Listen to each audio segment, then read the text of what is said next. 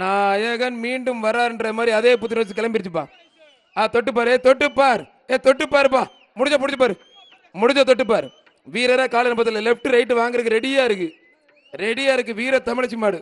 பார்ப்பதற்கு அப்பாவி போல் இருக்கும் இந்த வீர தமிழச்சி மாடு தான் பறக்க விட்டு சென்றது போல அருமை போயிருச்சு.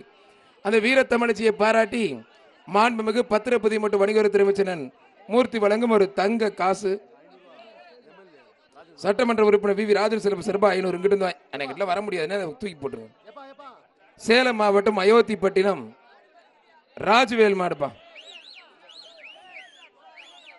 வர்ற மாட்டுக்கு ஒரு அண்டா, ஒரு வெள்ளி காசு. நம்மளுடைய தாசில்தார் சார் முத்துப்பாண்டி சாரோட டீம் வந்து ரெடியா இருந்து கரெக்டா பரிசு கொடுக்குறீங்க, உங்களுக்கும் நன்றி.